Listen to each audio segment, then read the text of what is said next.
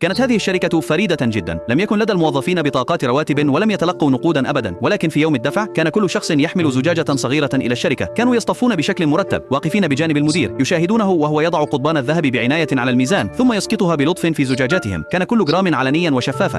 كم كسب كل شخص يعتمد على جهده الخاص. كان الجميع راضين. الجزء الأكثر إثارة للدهشة: الذهب كان حقيقيا.